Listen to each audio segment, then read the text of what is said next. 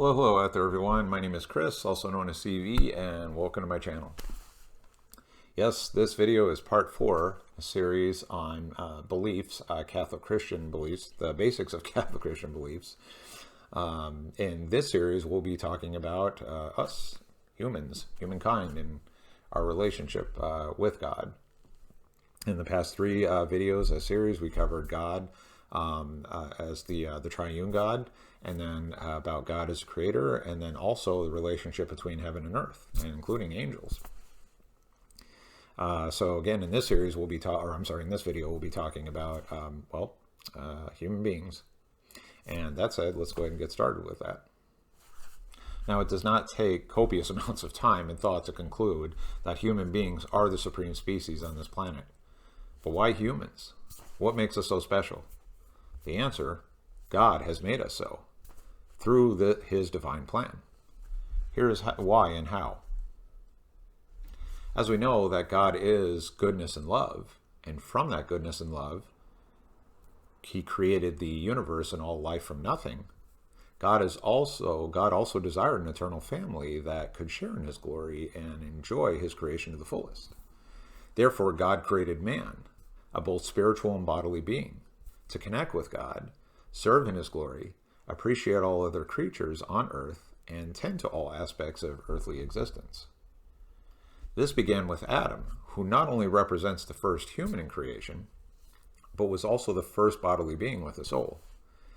And in this special creation, through the power of the triune God, and through Christ's ultimate act of grace, Adam also represents both creation and salvation of the soul.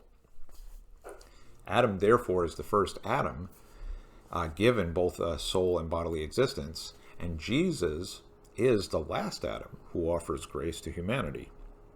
And we'll be covering that a little bit more in the next video, final part in the series. The soul itself has its own twofold purpose. It represents the whole of a human life, body, soul, and spirit, and it is a spiritual being that drives the human body. This applies to both men and women, as both, as we learn from Genesis, are in the image of God. Moreover, man and woman were originally created not only as spiritual, corporeal beings to share in God's divine family and love, but also to be in union with each other, share in tending to all of God's creation, form families and uphold marital unions, and live free from all forms of corruption. Now, during a dialogue I had a while back with a fellow former atheist, who is also now a revert, along with, Catholic or Catholic faith, along with being outstandingly insightful about philosophy and Thomism, we discussed something rather abstract, yet part of the key reasons why we each reverted to our Catholic faith. I'm talking about consciousness.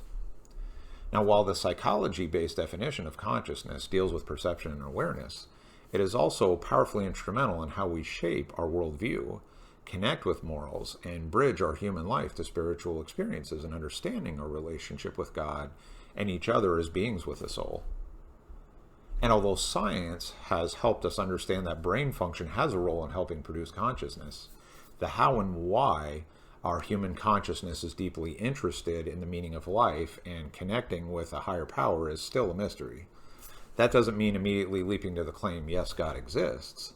However, consciousness is indeed a strong component of how we form a relationship with God. Further, each of us is a combination of body and soul.